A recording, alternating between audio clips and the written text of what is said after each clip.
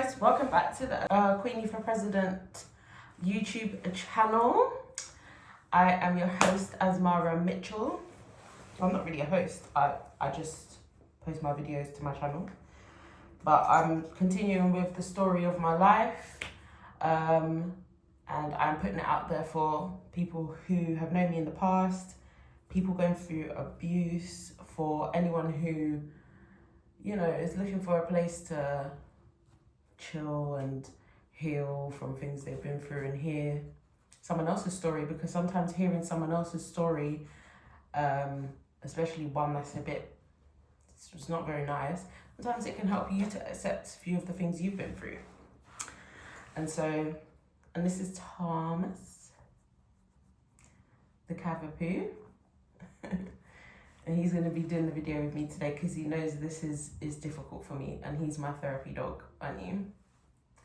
So yeah, please like, please subscribe and share and comment, and stick with the video. So today I'm going to be talking about my dad, which I've been gearing up to this. We're a few videos in, so I think if you look back on the channel, I've done about 5 videos. I've introduced a few of the people I grew up with, and obviously my dad is probably the most prominent figure in my life because we got on really well. I loved him, respected him, and I saw him go through some really hard times, and that was really difficult for me because I always wanted to help my dad, protect my dad, and to see him get well. So hopefully in some way in the cosmos, because he has passed now, this will heal him wherever he is. And, you know, hopefully I can clarify a few things for people who have been curious. Some of the people at his funeral that came along, that lots of people I didn't actually ever meet before.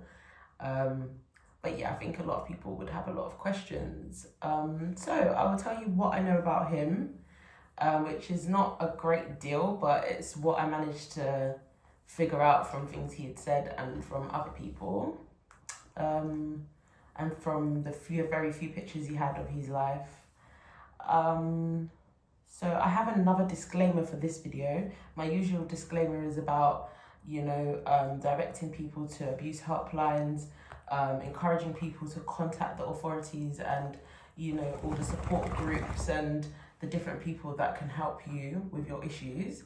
But today's disclaimer is a slightly different one, and it comes from me, a barrister, who would, if dealing with a case in law to do with abuse or anything like that, I would more than likely end up in one of the courts with one of your issues or my own issues. And I just want to let people know how easy it is to go down to the courts and file your own cases without a lawyer involved. I think a lot of people misconstrue that the law courts only work with barristers and other law officials, but you yourself can head down there. So I just want to tell you a little bit more about how the court works. There's various branches, and there's a particular branch which is now the King's Bench, where they deal with claims of tort, which is harm done to you by another. They also have the family courts, which deal with issues which a lot of people will be aware of, because you've got a magistrates court which deals with family issues, and there are various other divisions. With the King's Bench, it's difficult to find a starting point, but the way I would view it is, if you've had issues in your life that are quite unresolved, or you feel like, well, actually I made up this funny phrase, which was, if you ever wanted to be something in your life and you never made it, probably the best place to go to is the court. And I say that because they file a lot of the worst cases that ever happen in our country. So the more information that they have down at the courts, the more change they can make. They can influence the law, they can have investigations opened, and you're directly speaking with some of the highest officials in our country. So what you would do on a low income is file for your fees to be waived for you, It can be a little bit expensive for those who are not on a low income, but it's still worth it nonetheless. So what I would say is, even if you've had issues with your school, with your local council in the past, with social services, with the police, things that just haven't made sense to you, things that have affected your family, things that have affected your siblings, I would take it to the court, and you can look them up online and head straight down there, where you can file your claim online and let them know exactly what's gone on. There are really good people sitting in those courts reading through cases and really trying to determine what this country needs.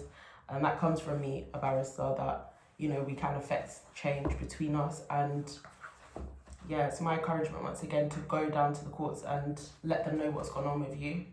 So that's that. And I'm, as I said, going to move on now to talk a bit about my dad, what he went through. If you want a longer video on the courts and how I think they can be really helpful for you, please do let me know in the comments. So basically, I'll sit down, okay? No, you're too excited. Basically, my dad was called Leroy Mitchell, and he was born in Jamaica in the 1950s. He came over here sometime in the 70s or 80s. I think it was the 80s, but as I said, I don't get all of the information out of my other family members, so it's difficult to confirm. So I was just looking through my window.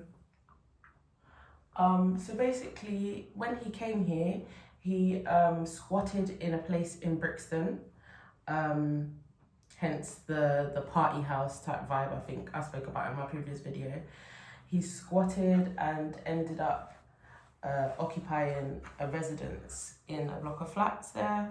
I think he supported some other, like, of his friends and things like that, and like, as I said, I think a few more people stayed there or took shelter there. And in the 80s, that was very common. So that's what I know of before I was born and the lead up to my birth. He had children in Jamaica before he came here. 3 children that I know of, who I do believe are doing all really well for themselves now. In Jamaica, he had, I think, 2 siblings or 3 siblings. And he was raised with his mum and his dad, who I'm told he got on really well with his family, but due to the issues with his mental health, there was like sometimes a rift between him and his siblings. So I think that rift was ongoing, but yet still I think they all still like loved each other and got on with each other. I think 2 of his siblings are still alive and 1 has died, has passed. Rest in peace. So yeah, taking it back to his life in England, which is more what I want to talk about because I can't really speak on his life back home. In England, I do believe he was brought to England by a partner of his whom he had 2 more children with. A lady who I think left him shortly after. I think she couldn't really get on with the mental health issues and everything, and I think she got a bit frightened and, you know, wanted to protect her children, and so I'm told. And those are 2 other brothers that I haven't mentioned yet because I don't really know them very well. I just saw them at his funeral. Otherwise I haven't really ever spent much time with them, apart from one of them visiting me once. So those 2 were born. Then there was another girl that was born. I don't know what his relationship was like with her mum, but I think her mum was... I do remember one time her mum shouting at him in his front doorway saying, like, I'm never bringing my daughter back here. You know, as I said, the house was very busy. There were a lot of people there. And I just remember him saying, saying, I will never bring my daughter here. You're absolutely this, you're absolutely that. And yeah, I don't recall ever seeing her again after that. He spoke about her, you know, up until his passing. He always wanted to get back in contact with her. I do believe he had a lot of regret and a lot of sorrow for not knowing where she was.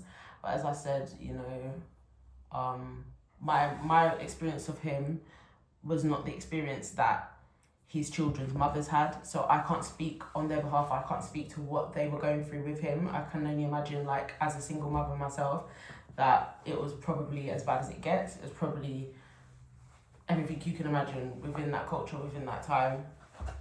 And that's it. So in his house, which is the main thing I really want to like get across, is life at his house, because this is mostly the only place I ever saw him. He hardly ever left his home, and I visited him there a lot, along with a lot of other people. So he had a massive like sound system built up in his house, you know, lots of massive speakers in all the rooms, lots of music, and at that time it was the discs, and you know, with the turntables and everything, and he had music everywhere. You know, he was like a bit of a fashion icon, and liked to have all the fashionable clothes and all the gold jewelry and everything. And as you can imagine, life with him had its ups and downs when we were younger, because when men are in that lifestyle, the DJ lifestyle, the street lifestyle, things do get, it gets like, well, you know, they have DJs back in the day and all that, they had like their sound clashes and that.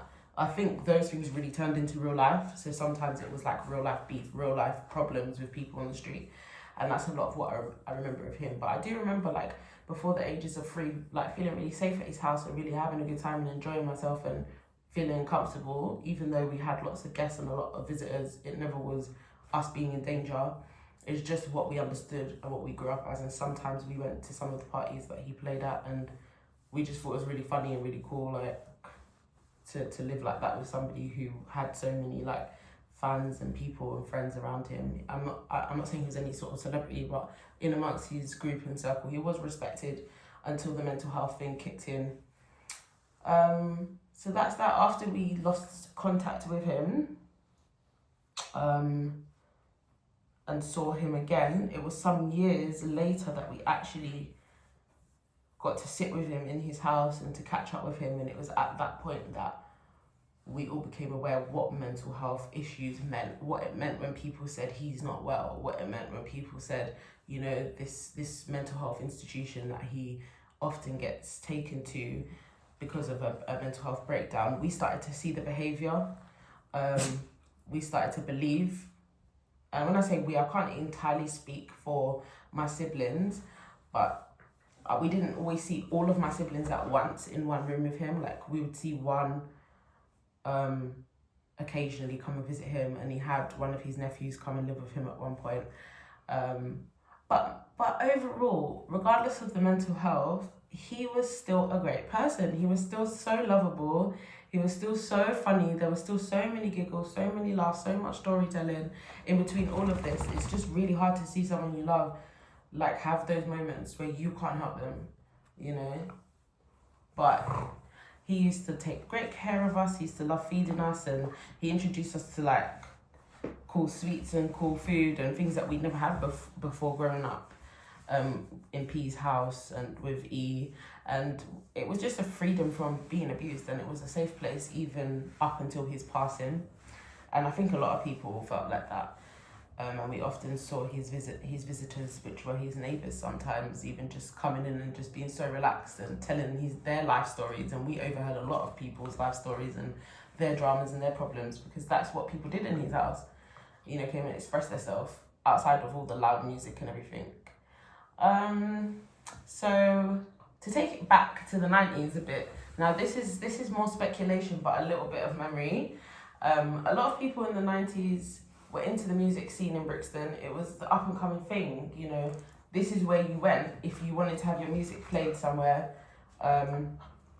If you wanted to prove your gangster, if you wanted to, you know, meet some of the most notorious people, you would go to Brixton. And that remained even into like the 2000s. It was still a no-go place for people who basically were scared of that life. So I do recall a number of artists, and I think not only Jamaican artists, like hip-hop artists, growing up, we were aware of their presence. They you know, you can hear when they tell their backstories about their visits to certain places in London and them growing up in London, and they were people we grew up knowing, and their faces I recognise even from being a child, even that young. There is a conspiracy element to it all, which I'm going to do a separate video about my conspiracy theories, which, you know, I'm I'm welcome to share because it's not really that deep for me. It's just a thing that everybody, I think, does on the internet, where we all speculate and all discuss what we think goes on behind closed doors, or what we think, you know, some of these mystical characters on our TV screens are all like behind the scenes. But some of us have a deeper insight than others.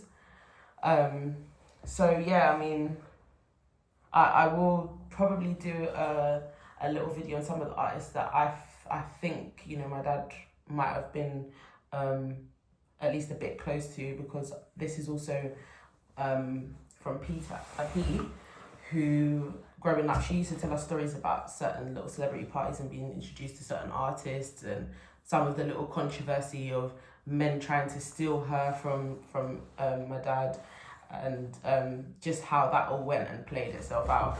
And yeah, I think that might have been where a lot of her beef with him started, was maybe him having other women as well.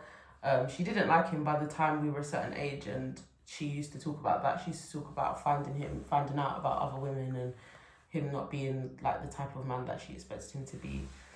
And yeah, I think that's a lot of what happened there, with the background of his music career, which wasn't really a career as such, more so him being a DJ. That I think DJs are responsible for popularizing songs, and you know, they get a lot of, I think they find out about a lot of the drama, because you find out who the biggest artists are and who's putting in that work to really popularize their music and really is, you know, unstoppable. The DJs kind of tend to find out about those people before the streets do. And yeah, that was what went down in those early stages. And one of the dark side of what I think sort of happened to him is going to be difficult to explain in one video, but I will start with basically something a police officer told me, which was that in E's statement, E said that he used to frequent my dad's house before he was in a relationship. P rather, and I found that quite suspicious, because she never said that. She said she met him outside of her relationship with my dad, but apparently he had been coming into his house, and he told the police that my dad's house was full of the kind of smoke and loud music and lots of Rastafarians, and how he didn't respect my dad and all the rest of it, which I thought was quite shocking, because we were introduced to him as a new person, so he'd been snooping around from long before everything went down. And obviously, be it that he was into like sort of black magic and everything, it does scare me, like the thought of what really happened to my dad, and what he really was encountering, and who he really was encountering, and what their intentions were, given that this man, you know, has clearly been around my dad, which I didn't know they knew each other. So I found that out in like some point in about 2016 after the case. So yeah, that's the dark side of that. And I'm not saying like any of your popular artists have anything to do with like my dad's mental health issues. It's just, I know that there are some people who are maybe not industry people, but they are the hangers-on of the industry. They are the people who hang around industry people. Some of them are into this torture business. Some of them are into this, you know, trafficking business. Some of them are into like some really dark stuff. And, you know, I do have memories of attending, it's something I've never brought to a public space, but you know, there was an occasion which I think something really terrible happened to me, really terrible one, and I do believe I've seen some of the perpetrators since, and I'm gonna leave that there. But I just think some of these people are into so much of this dark stuff, like even growing up with P and M and seeing how they changed and how they got into the dark magic themselves and started talking about it, which was absolutely petrifying. And then I just started to think I wouldn't even put it past them to like have gone in my dad's house and put a camera in there and been remotely watching him and things like that. And it's only things that go through your head when you have no answers. You can only speculate the worst sometimes, and sometimes only speculate the best. And just the way they dealt with him, the way they spoke about him, I know that something wasn't right, you know. And they didn't 100% condemn some of these things that they had seen. They, you know, they didn't 100% disagree with some of the really bad stuff that went on, and that's what really troubled me. So with my dad passing, this might have to come in a part 2 because, as I said, you know, some of this stuff is so hard to talk about. But the short story is, I had a friend who was also in the Rastafarian community at a point just before I had my daughter, and funnily enough, like 2 weeks before my daughter was born, she was taking me around in her car, and she drove outside my dad's house, and as far as I knew, she'd never met my dad, but I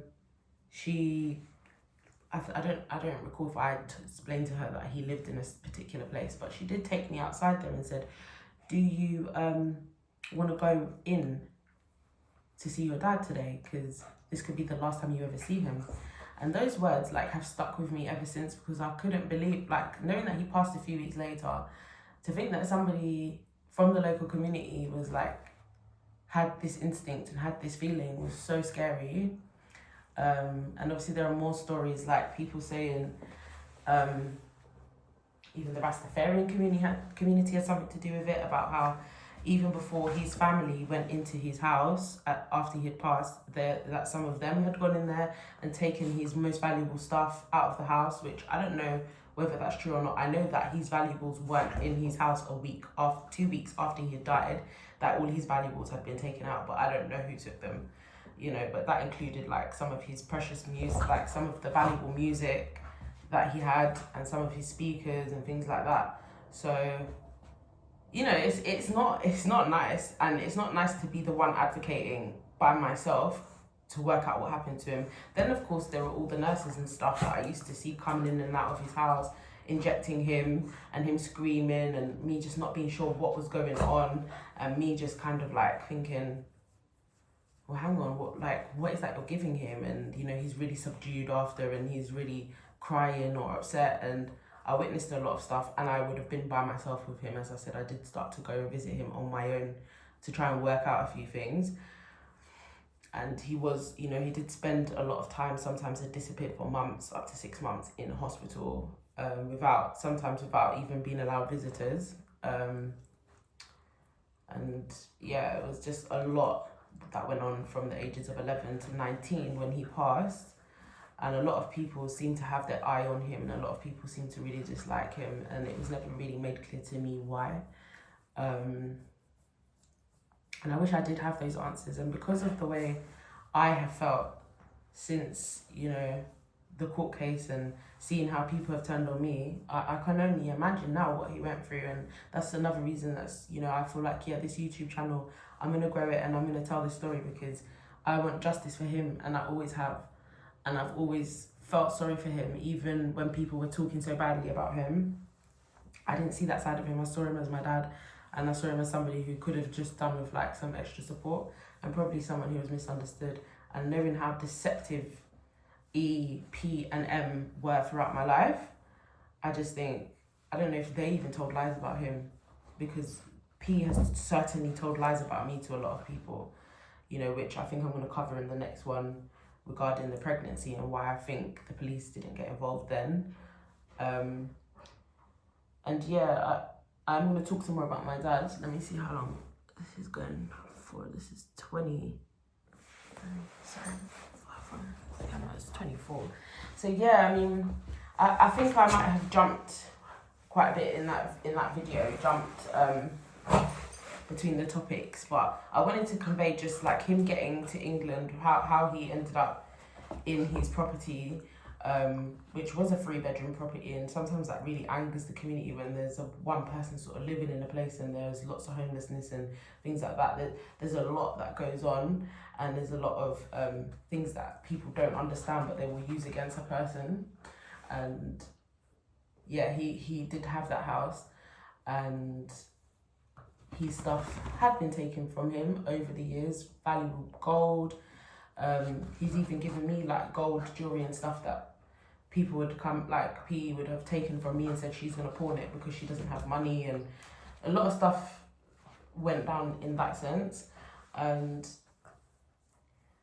yeah, I think some people look at Jamaicans in a bad way, and you have got some Jamaicans that really give Jamaicans a bad name, and then you've got Jamaicans that are so loving and so kind, and are just a family that will always help each other. And that's the thing I dislike as well, is this taintedness that's been brought on my family and my legacy, which is like we're part of that when we're not.